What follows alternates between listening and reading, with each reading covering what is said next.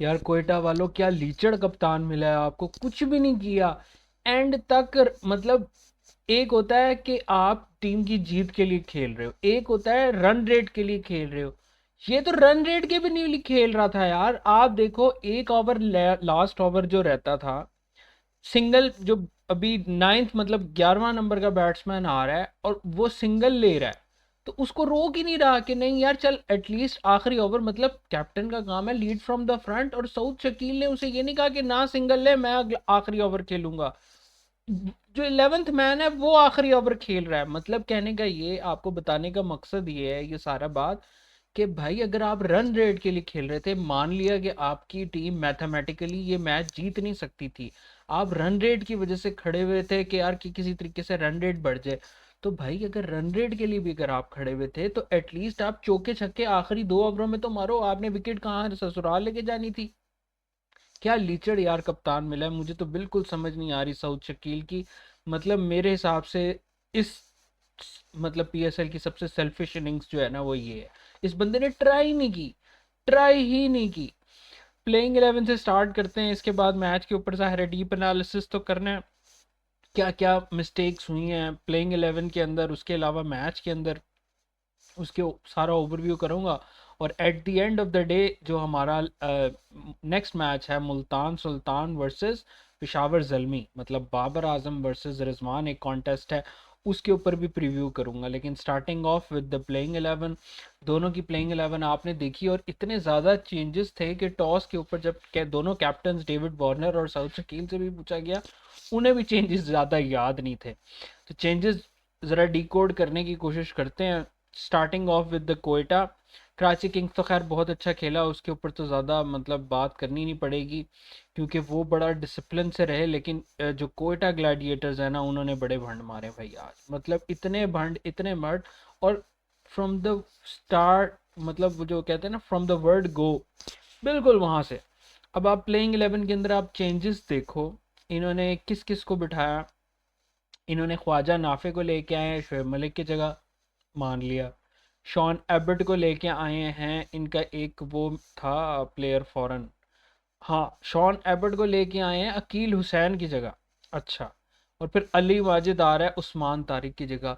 मतलब किस यूनिवर्स में अकील हुसैन को आपका ड्रॉप करना बनता था। शॉन एबर्ट, अब आप ये देख, आपने अगर मैच देखा हो, अगर नहीं देखा तो मैं आपको बताऊं, इतना बॉल टर्न हो रहा था कि मतलब जेम्स विंस जैसा बंदा जिसने मुल्तान के खिलाफ 250 ऑलमोस्ट रन चेस किया, सेंचुरी मारी, एक्सक्लूसिव बैटिंग की, वो बंदा भी स्पिनर्स को सही तरह नहीं खेल सकता था। बेशक उसने 70 मारा, लेकिन वो इतना फंस रहा था, इतना फंस रहा था कि सऊद शकील जैसा बॉलर मोस्ट इकोनॉमिकल था। तो आप सोचो, Saud Shakeel left armour bowler है, तो अगर अकील हुसैन यहाँ पे होता तो क्या होती। अकील हुसैन किसी भी यूनिवर्स में से, अगर आप मुझे कहोगे ना कि कोयटा ग्लैडिएटर्स का कोई फॉरेन प्लेयर, मतलब फिन एलन तो है ही है, लेकिन ओवरऑल अगर आप प्रोबेबिलिटी, क्योंकि अकील हुसैन ऑलराउंडर है, वो बैटिंग में नहीं तो बॉलिंग में चल जाएगा, बॉलिंग में नहीं तो बैटिंग में चल जाएगा। तो ज़्यादा प्रोबेबिलिटी है कि आपका फॉरेन प्लेयर्स में से जो 10 में से 10, अगर मैं गेम्स किसी एक बंदे को आके बंद करके खिलाऊं, वैसे तो फिन एलन को भी मैं खिलाऊंगा 10 में से 10 गेम्स, लेकिन अकील हुसैन को मैं लाजमी खिलाऊंगा, क्योंकि वो डुअल उसके पास एक हुनर है, और वो किसी भी फॉर्म ऑफ मतलब अपनी स्किल के अंदर कंट्रीब्यूट कर सकता है।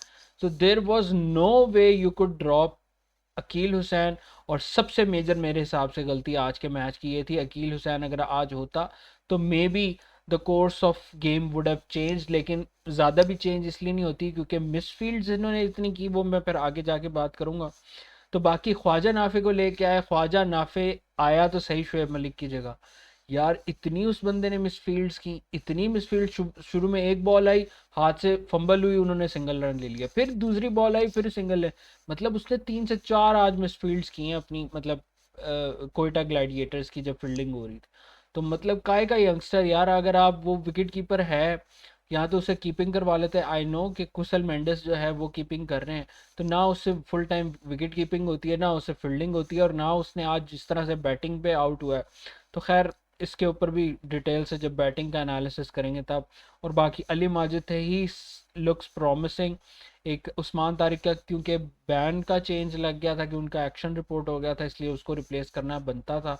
अली माजिद ने बड़ी अच्छी बॉलिंग की आज। तो ये तो प्लेइंग 11 थी, बाकी सारी सेम प्लेइंग 11। ये 3 चेंजेस थे इनके। अब कराची किंग्स के जो हैं प्लेइंग 11 के चेंजेस जो है वो फिगर आउट करते हैं, और फिर हम मैच के ऊपर मैं जो है ना तफसीली एनालिसिस देता हूँ कि क्या आज मैच के अंदर हुआ, क्या मैच के अंदर नहीं हुआ। तो प्लेइंग 11 किधर है भाई, प्लेइंग 11 दिखाओ। आज की प्लेइंग 11 नीचे है मेरा ख्याल है, ये रही प्लेइंग 11। कराची किंग्स ने आज बहुत सारे चेंजेस किए। चेंजेस में से सबसे पहला था शान मसूद को ड्रॉप करना। आई थिंक ये एक रीज़नेबल बात तो नहीं थी, लेकिन असल में प्रॉब्लम ये था कि जिसकी जगह पे मतलब शान मसूद को लाया गया वो ये था कि और कोई चारा नहीं था, क्योंकि Fawad Ali as a bowler खेल रहे थे, ऑल बॉलिंग ऑलराउंडर। लेकिन अब इमर्जिंग में रियाजुल्लाह अगर आते हैं तो वो ही शान मसूद की जगह बनते हैं। तो खैर फवाद अली की जगह रियाजुल्लाह आए, शान मसूद भी रिप्लेस हो जाते हैं, वो आप समझे मीर हमज़ा की जगह आ गए। बाकी एडम मिलने इंजर हो गए थे, उनकी जगह पे मोहम्मद नबी। That was a game changer deal, क्योंकि मोहम्मद नबी ने जिस तरह से रिस्पॉन्स किया। और सबसे बड़ी बात, कोयटा ग्लैडिएटर्स के कितने ज़्यादा लेफ्ट हैंडर्स थे, अब आपको मैं गिनवाऊँ अगर ये प्लेइंग 11 के अंदर लेफ्ट हैंडर्स। सऊद शकील, ठीक है जी, कुशल मेंडस, 2 3 4 5, 5 इनके डायरेक्टली ऑलराउंडर्स, ऑलराउंडर क्या लेफ्ट हैंडर थे। तो उसके लिहाज से और वो उन्होंने बड़ा बेहतरीन उन्होंने खेला कि नबी को लाए, फिर आमिर जमाल को लेके आए रफ़ात मिन्हास के ऊपर। तो ये 4 चेंजेस थे। कौन कौन से मैं रिपीट कर देता हूँ। फवाद अली की जगह रियाजुल्लाह आए, शान मसूद की जगह मीर हमज़ा आ गए, फिर अराफात मिन्हास की जगह आमिर जमाल, और एडम मिल्ले इंजर हुए उसकी जगह मोहम्मद नबी है। तो ये 4 चेंजेस कराची किंग्स ने किए, और काफ़ी इनके लिए तो बड़ा मतलब फ्रूटफुल साबित हो रहा है, बिकॉज जिस तरह से उनको विक्ट्री मिली है। तो बात यह है कि कराची किंग्स ने बेशक बेहतरीन अच्छा खेला, बड़ी अच्छी उन्होंने बैटिंग की, बड़ी अच्छी उन्होंने बॉलिंग की। लेकिन अगर आप मेरा एनालिसिस पूछे, ये इनकी जीत से ज़्यादा कोयटा ग्लैडिएटर्स की हार है, बिकॉज दे प्लेड पुअरली। मतलब बॉलिंग की बात करो, फील्डिंग की बात करो, बैटिंग की बात करो, कोई सर पैर ही नहीं नज़र आ रहा था। इस चीज़ से ये जाहिर होता है कि आपका ड्राफ्ट अच्छा हो भी जाए, बट प्लेइंग 11 आपकी सॉलिड होनी चाहिए। और फिर मैं एक बड़ी चीज़ पे एम्फेसिस करता हूँ कि आपका कप्तान के ऊपर बड़ी चीज़ डिपेंडेंट होती है। आप हाईली डिपेंडेंट होते हो कि आपका कप्तान किस तरह से रिस्पॉन्स करता है क्रूशल मैच सिचुएशंस में। तो अभी अब हम मैच को डिकोड करने के स्टार्ट करते हैं। मैं प्लेइंग 11 से ही स्टार्ट करता हूँ कि आज मैच के अंदर क्या हुआ। मैंने खोला हुआ है तो जी 175 कराची किंग्स ने बनाए, और 119 के ऊपर ग्लैडिएटर्स आउट हो गए। तो टिम साइफर्ट और डेविड वार्नर, उनकी बड़ी एक्सप्लोसिव बैटिंग हो रही थी। यहाँ मिसफील्ड्स ही मिसफील्ड्स हो रही थी। इन्होंने 50 रन की पार्टनरशिप तो की, और इनकी विकेट 60 स्कोर पे जाके गिरी। पावर प्ले ख़त्म होने वाला था। तो डेविड वार्नर जब आउट हो गए तो फिर बात हुई जेम्स विंस की। अब जेम्स विंस जो है जैसे ही आते हैं तो फिर एकदम ही टिम साइफर्ड की भी आउट हो जाती है। अब ये वो टाइम था जहाँ पे साउथ शकील मतलब पावर प्ले कंक्लूड हुआ, 6.2 ओवर्स के अंदर टिम साइफर्ड की विकेट गिरी और साउथ शकील ने ली। यहाँ पे आइडिया हो रहा था कि यार लेफ्ट आर्म स्पिनर को बड़ी असिस्टेंस मिल रही है, और फिर उसका फ़ायदा ये हुआ कि देखो स्पिनर्स को मिल रही थी। अली माजिद ने भी विकेट ली, खुशदिल शाह की भी निकाल दी रियाजुल्ला से, सॉरी खुशदिल शाह ने अली माजिद ने रियाजुल्ला की भी विकेट निकाली, खुशदिल शाह की भी विकेट निकाली। और फिर इरफान खान भी इतना ज़्यादा सेट नहीं हो सके, सिर्फ एक छक्का लगाया, बाकी सिंगल डबल करके एबट की बॉल पे आउट हो गए। और फिर आमिर ने जो है आखिरी ओवर मतलब इनिंग्स के आखिरी ओवर में मोहम्मद नबी को आउट किया। और ये तो आप पूछे ही ना क्योंकि मतलब मैं शुरू में तो वाकई गिन रहा था कि कितनी मिसफील्ड्स की हैं कोयटा ग्लैडिएटर्स ने, लेकिन इतनी ज़्यादा की कि मैं हिसाब ही भूल गया। इतनी ज़्यादा मिसफील्ड्स की इन्होंने, और मेरे हिसाब से अकील हुसैन जो था ना उसको निगलेक्ट करना प्लेइंग 11 के अंदर यहीं से ही इनका ड्रॉबैक था।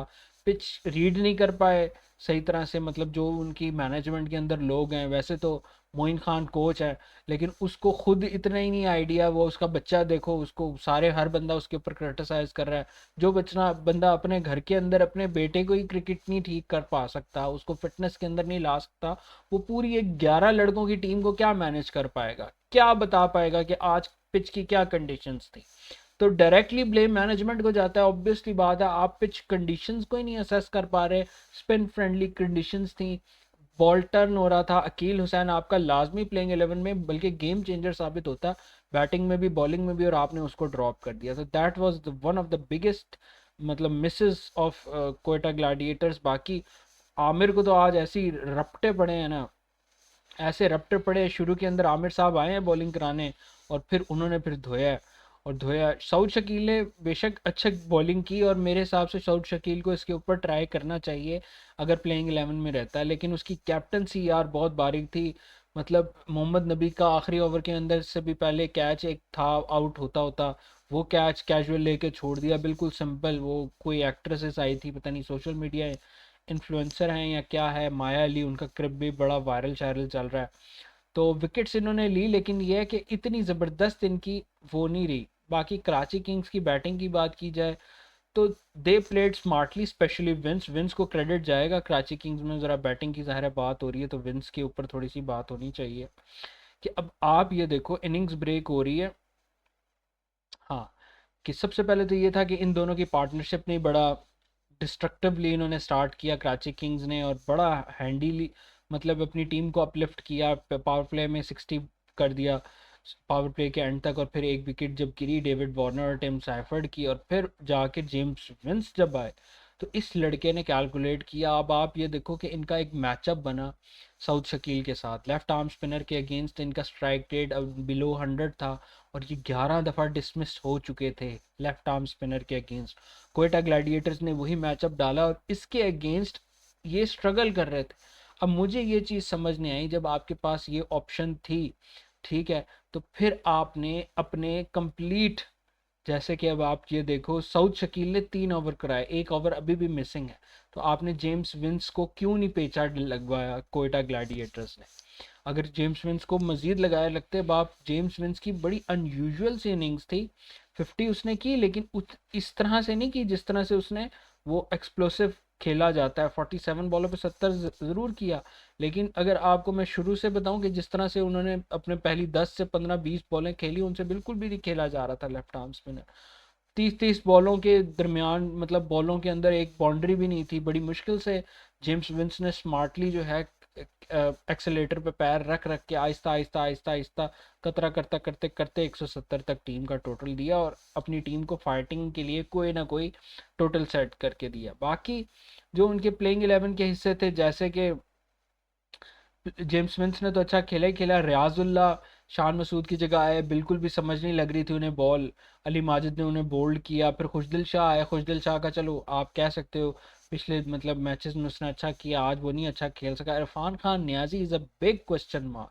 आई want to talk about Irfan Khan Niazi for a moment, because there was a recent podcast about मतलब कराची किंग्स के जो ओनर हैं सलमान इकबाल, उन्होंने एक रिसेंट पॉडकास्ट की रिगार्डिंग कैप्टनसी शान मसूद, कि यार शान मसूद को बड़ा गलत हमने किया कि ज़ाहिर है कैप्टनसी से हटाया। और फिर उनकी एक स्टेटमेंट आई हुई थी कि यार शान मसूद जो है वो T20 नहीं, तो उसके ऊपर मतलब T20 मटेरियल नहीं है। फिर उसके ऊपर उन्होंने खुद पॉडकास्ट के अंदर अपॉलोजी की कि नहीं यार मेरा ये मानना गलत था।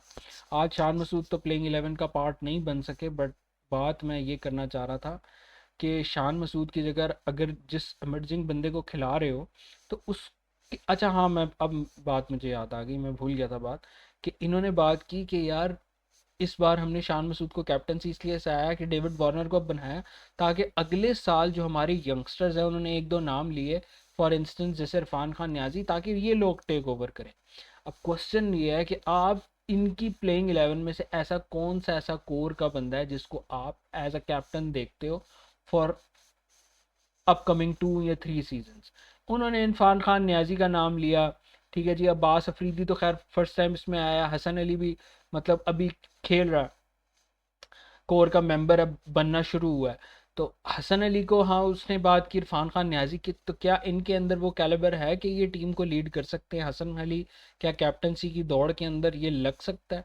क्योंकि मीर हमजा तो कराची कोर का मेंबर है, अब्बास अफरीदी तो रिसेंटली अभी आया, आमिर जमाल भी अभी आए, नबी को तो हम छोड़ ही देते हैं। इरफान खान न्याजी के ऊपर मेरा बात करने का मकसद ये था कि they are looking towards him as a future captain, मतलब सीईओ ऑफ कराची किंग्स।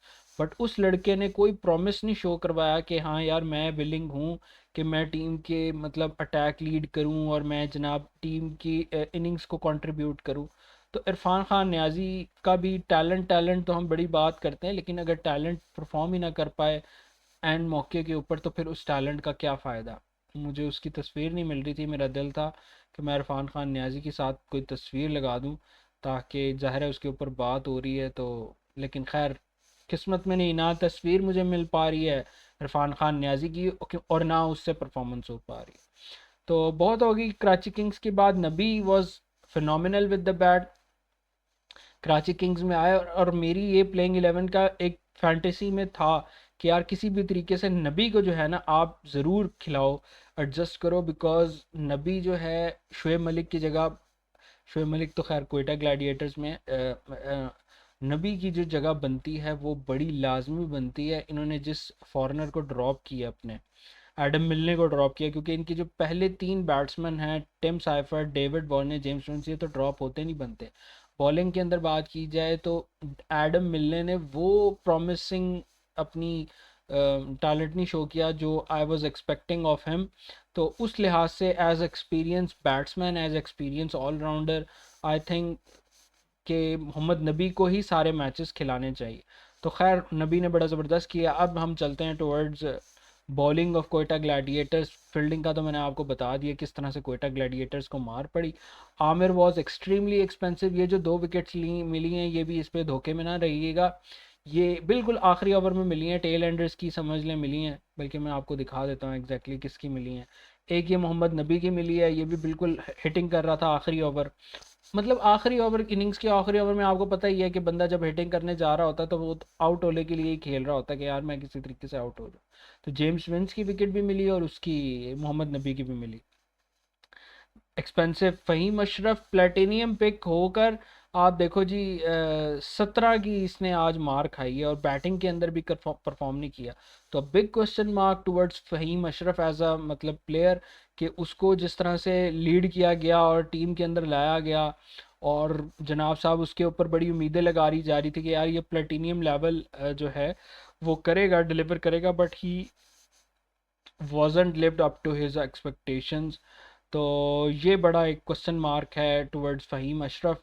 एक ओवर में 17 रन खाए, उसके बाद उसको ऑफर नहीं मिला। Saud Shakeel was promising with the ball, 3 ओवरों में सबसे मोस्ट इकोनॉमिकल रहे 6 की इकॉनमी के साथ। इब्रार ने भी अच्छी गेंद की, 8.25 की इकॉनमी के साथ 1 विकेट ली। शॉन एबर्ट ने भी सेम 8.25 की इकॉनमी के साथ 1 विकेट ली। बिल्कुल आइडेंटिकल फिगर्स हैं शैन एबर्ट और इब्रार की। अली माजिद लुक्स गुड, 7 की इकॉनमी के साथ 2 विकेट्स ली, और बड़ी क्रूशल विकेट्स थी, रियाजुल्लाह की भी थी और खुशदिल शाह की भी थी। तो दैट लुक्स गुड। तो ये थी, तो ये कोयटा ग्लैडिएटर्स की बॉलिंग और फील्डिंग के ऊपर हम ज़्यादा बात कर चुके हैं। Now coming on to the batting of the Quetta Gladiators side, तो सबसे बड़ा ब्लेम जो मेरे हिसाब से बनता है वो बनता है किस पे? ऑब्वियस सी बात है, बनता है सऊद शकील साहब पे। सऊद शकील साहब किसी भी मूड में नज़र ही नहीं आए, मतलब स्टार्ट ऑफ द इनिंग्स से लेके एंड ऑफ द इनिंग्स तक आई वॉज लुकिंग कि सऊद शकील चार्ज करेंगे। ठीक है, एक टाइम पे जब आपकी विकेट्स क्रम्बल हो रही हैं होती हैं, और कराची किंग्स का हिसाब भी कुछ ऐसा था, आप ये देखो 57 फॉर 7 थे। यहाँ पे आपकी टीम को रियलाइज़ हो जाता है कि यार हम मैच नहीं जीत सकते, अब हमने रन रेट के लिए खेलना है। बट मुझे सीरियसली मैं आपको बताऊँ, मुझे ये रन रेट के लिए भी खेलता हुआ नज़र नहीं आया। मेरे मतलब जो चीज़ मुझे नज़र आ रही है मैं वो बता रहा हूँ, क्योंकि आप ये देखो कि अब लास्ट ओवर है या सेकंड लास्ट ओवर है, उसके अंदर जैसे इफ्तिखार अहमद की मैं आपको मिसाल दूं, लास्ट मैच जो मुल्तान सुल्तान का हुआ था उसके अंदर इफ्तिखार अहमद ने जो 11th नंबर का या 10th नंबर का बैटर आए, उनको ज़्यादा बॉलें नहीं दी कि यार मैं खुद ट्राई करूंगा, मैं अगर मिसाल के तौर पे 6 बॉलें खोलूंगा उसमें से मेरी 3 हिटें भी लग गई तो 18 स्कोर टीम की टोटल के अंदर शामिल हो जाएगी। बट सऊद शकील का यार वो फील ही नहीं आई कि यार वो उस मूड में है कि मतलब मैं किसी तरीके से जो है कंट्रीब्यूट करूं टीम की विनिंग के अंदर अपने कॉजेस, कि यार अगर रन रेट के लिए भी मैं खेल रहा हूं तो मेरे रन्स टीम के रन रेट के बढ़ाने के काम आए। तो वो चीज़ बिल्कुल भी नज़र नहीं आई। तो ये एक बड़ी मतलब अजीब सी बात मुझे लगी साउथ शकील की, कि यार किस तरह से यार ये टीम को लीड करना चाह रहा है और इसके ऊपर टीम का बड़ा बुरा इम्पैक्ट पड़ता है। अब आप देखो 40 गेंदों पे 33 स्कोर खेले, अगर यही 40 गेंदें इसने इसके ऊपर ये 50 मार लेता, 55 मार लेता, तो it would have given a positive impact on the overall मतलब environment of the team. But the way he played was मतलब वर्स आई थिंक, इससे ज़्यादा सेल्फिश इनिंग्स, मतलब ये ऐसा लग रहा था कि ये बस टीम मैनेजमेंट को या अपने टीम को ये जाहिर करना चाह रहा, भाई मैं तो नॉट आउट रहा हूँ, बाकी जिस टीम ने कोई खड़ा ही नहीं हुआ। भाई जब आप नॉट आउट रहे हो, आपने अपनी विकेट का क्या करना था? आखिरी 2 ओवर्स के अंदर तो एटलीस्ट आप अपनी विकेट, बेशक आप आउट हो जाते लेकिन ट्राई तो करते। जो अब आपकी टीम कितने रन से हारी है, कितने रन से हारी है? 56 रन से हारी है। आपकी टीम 40 रन से हार जाती अगर आप 2-3 छक्के और मार देते। तो I think that was really poor from him. Finn Allen किस तरह आउट हुए, स्टार्टिंग में ही मिड ऑन के ऊपर अनलकी रहे, मतलब पावर प्ले के अंदर मिड ऑन वैसे बैक पे नहीं होता, तो मतलब बाउंड्री पे नहीं होता, वहाँ आउट हो गए। हसन नवाज पुअर, एक इसने सेंचुरी लड़के ने बनाई, इसको पता नहीं लोगों ने आसमानों पे बिठा दिए कि जैसे हमें कोई बहुत बड़ा डॉन ब्रैडमैन मिल गया। पुअर 2 बॉलें खेली, आउट हो गए। कुशल मेंडिस, ये भी एक क्वेश्चन मार्क है, विकेट कीपर साइनिंग इन्होंने तो की डायमंड के अंदर क्वेटा ग्लैडिएटर्स ने, बट अभी तक इनकी तरफ से कोई ऐसी परफॉर्मेंस या एक ग्लिम्प्स नज़र नहीं आई कि जिसके अंदर ये कोयटा ग्लैडिएटर्स को कोई मतलब, पिछले मैच में भी आई नो पक्की शॉट मारते हुए आउट हुए, आज भी मतलब ये शॉर्ट फाइन लेग के ऊपर कैच देके इजी आउट हुए। तो ये भी एक बहुत बड़ा क्वेश्चन मार्क है। ख्वाजा नाफे, उसके ऊपर मैं बात करूंगा, लोग इसके ऊपर भी बड़ा करते हैं कि ख्वाजा नाफे खेले, ख्वाजा नाफे खेले। जिस तरह से उस लड़के ने मिस फील्ड्स की हैं, टीम का मोरल डाउन किया इन द फील्ड, और फिर विद द बैट वो भी एक फजूल सी शॉट मार के, मतलब आपको आ रही है थर्ड मैन के ऊपर, आप खेल रहे हो और कैचिंग प्रैक्टिस करवा रहे हो, तो एब्सोल्युटली मतलब सेंसलेस बैटिंग। रायली रूसो, उसका पिछले इन मतलब पीएसएल से ही फॉर्म में नहीं था, पिछले मैच के अंदर नज़र आया कि यार रायली कुछ करेगा कुछ करेगा, आज फिर जब रायली की ज़रूरत थी रायली कुछ ना कर सका। राणा जी ने 12 बॉलें खेली और 3, मतलब Rana ji was the disaster of the match. मतलब now he was worse with the ball and he was worse with the bat.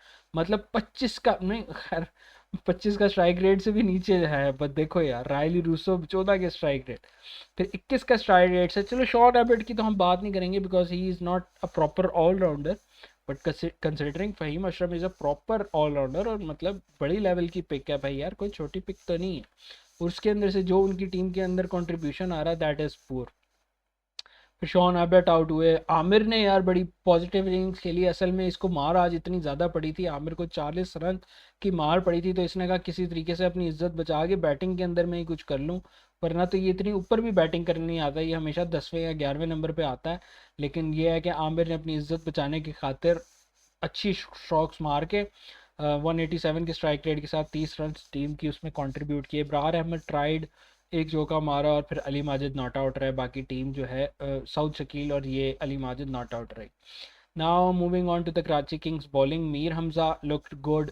जाहिर है जब आपकी टीम सारी चीज़ें, जो प्लस पॉइंट्स थे कराची किंग्स के in the field they were positive, ज़्यादातर मिस फील्ड्स नहीं हुई। Hassan Ali is the big positive sign. अब आप ये देखो कि हसन अली के ऊपर अगर बात की जाए, पिछले मैच में भी कंसिस्टेंट बेसिस पे ही परफॉर्म वेल, आज भी 4 ओवर के अंदर 27 रन दे के 6 की इकॉनमी के साथ ही टुक 3 wickets. He is the leading wicket taker of for Karachi Kings. और वो जो एक स्पार्क हमें हसन अली के अंदर मिसिंग नज़र आता था काफ़ी अरसे से, तो I think he is ready, मतलब he is getting ready towards a comeback in the national side.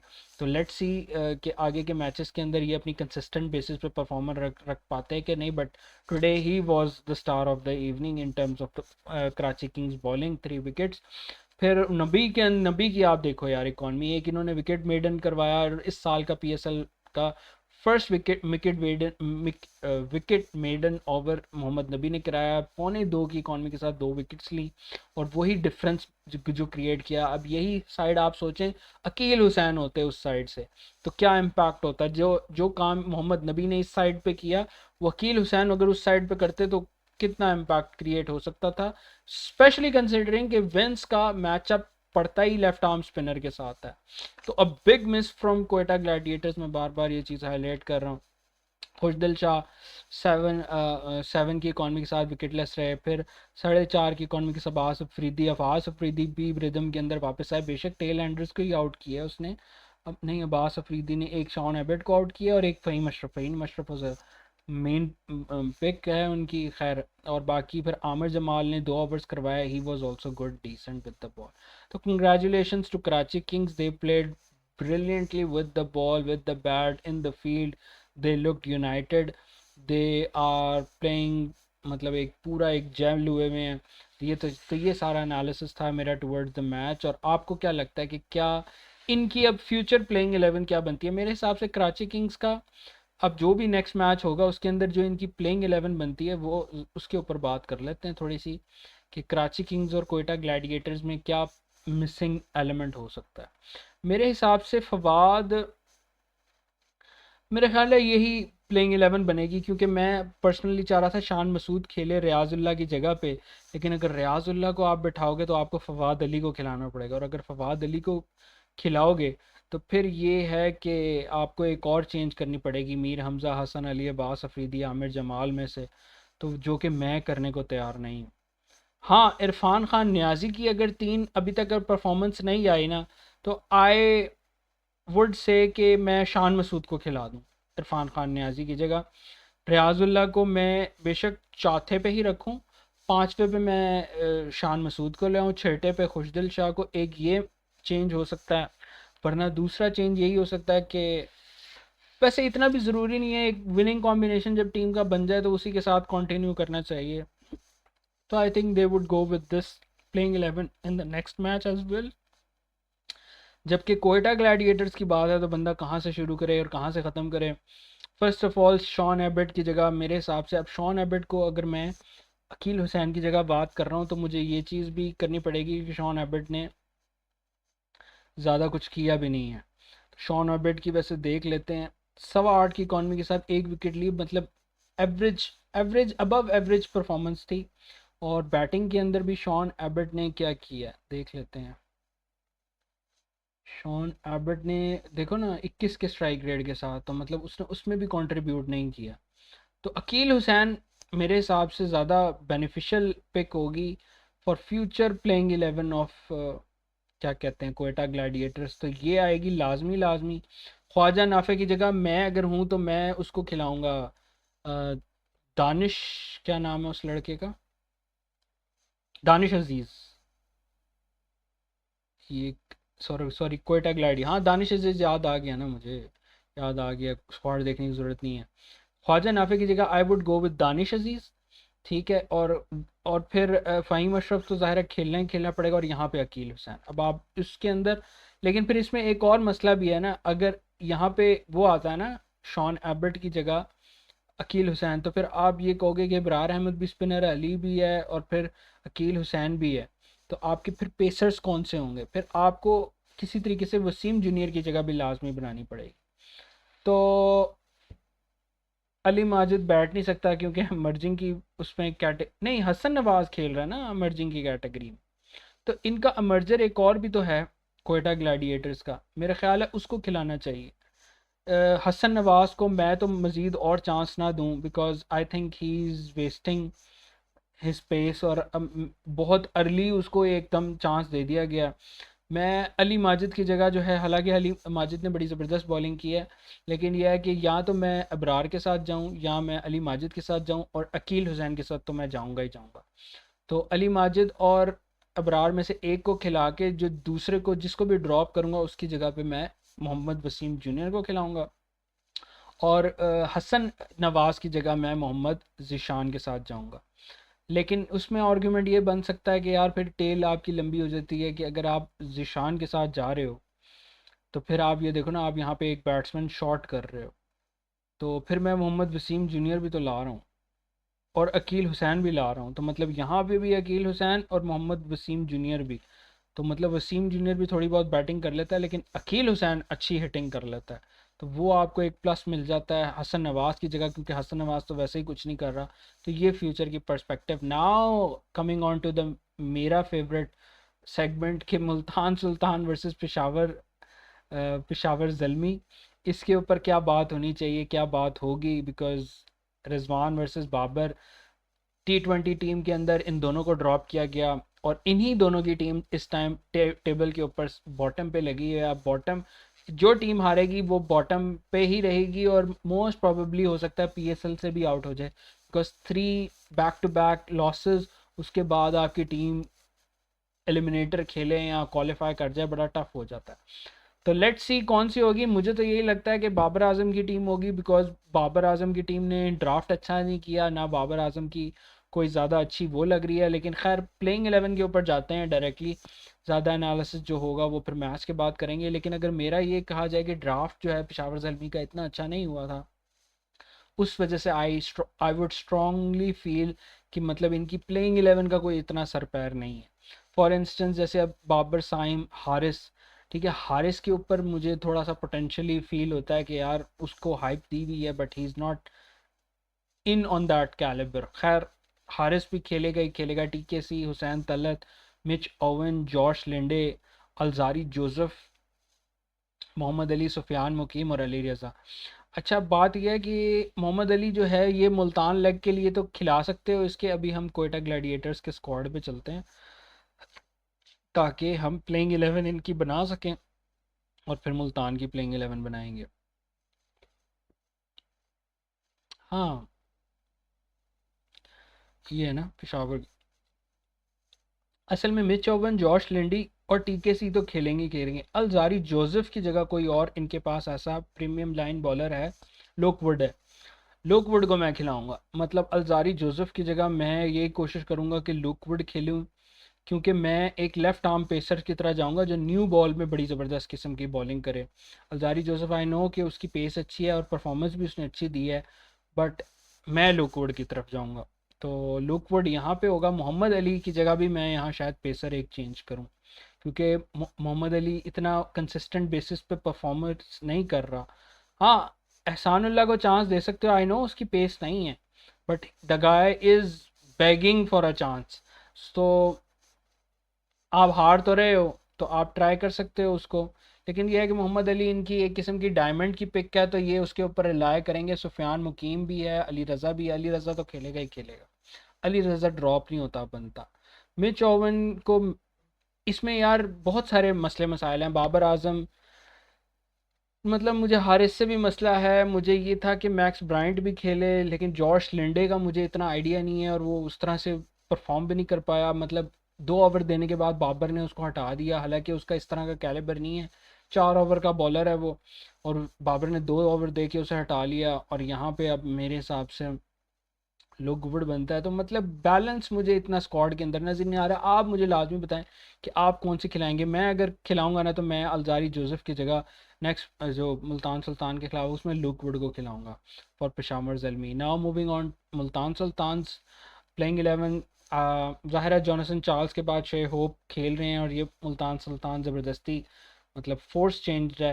फिर Usman Khan, Kamran Ghulam, Bracewell, Iftikhar, David Willey. David Willey is a big question mark for me, because उसने बेशक लास्ट इनिंग्स के अंदर मुल्तान के लिए अच्छा खेला, बट आई वुड मतलब मैं जॉश लिटिल को भी देखना चाहूँगा कि how he would perform in Pakistan.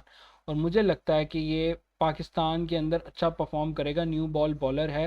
David Willey को सिर्फ इस वजह से खिलाते हैं कि जनाब साहब वो ये कहते हैं, जो मुल्तान मैनेजमेंट है या अली तरीन ओनर है उनका, कि यार ये बैटिंग में भी अच्छा करता है। लेकिन अभी तक PSL के अंदर इसने अपनी वर्थ प्रूव नहीं की कि वो अपनी बैटिंग को भी दिखा सके कि हाँ यार मेरे में है कि मैं बैटिंग भी कर सकता हूँ। तो ऑलराउंडर की कैटेगरी में की वजह से डेविड विली खेल रहा है। क्रिस जॉर्डन है, उसामा मीर है, हसनैन है। I would throw back Hasnain. और आकिफ जावेद लाजमी खेलता है। और Ubaid Shah look promising. So Ubad Shah is going to be in my playing 11. Osama Mir is going to my playing 11. Chris Jordan और डेविड विली। अच्छा, फिर क्रिस जॉर्डन की जगह मैं जॉश लिटल को खिला सकता हूँ, क्योंकि क्रिस जॉर्डन, असल में क्रिस जॉर्डन जो है वो डेथ का बॉलर है, डेथ के बॉलर की जगह डेथ का बॉलर ही रिप्लेस करेगा। Aqib Javed is going to bowl Akif और डेविड विली। हाँ, ये है मसला वैसे। This is going to be a solid problem, but let's see. मोती भी अलग है, अभी बेंच पे बैठा हुआ है, आप ये देखो मोती भी है। मोती वैसे बैट भी कर सकता है। तो डेविड विली, लेकिन क्रिस जॉर्डन और डेविड विली खेलेंगे ही खेलेंगे। मेरा डेविड विली को ये इतनी जल्दी नहीं बिठाते अनलेस एंड अनटिल कि ये मैच भी हार जाए। अगर ये तीनों मैच हार जाते हैं, फिर आई थिंक डेविड विली और क्रिस जॉर्डन को ये लोग बिठा के ये मोती और जॉश लिटल के साथ जाएंगे, और फिर आकिफ जावेद इधर साथ होगा, वो बैद शाह होगा, और फिर मोती और जॉश लिटल, और फिर ब्रेसवेल तो है ही है, और बाकी सारी प्लेइंग 11 है। तो ये सारी सिचुएशन है, और आई होप कि आपको ये शो पसंद आया होगा। नेक्स्ट वीडियो तक के लिए आपकी क्या प्लेइंग 11 बनती है मुल्तान वर्सेस पेशावर की, कमेंट सेक्शन में लाजमी शेयर कीजिएगा। नेक्स्ट वीडियो तक के लिए अल्लाह हाफिज़, टेक केयर।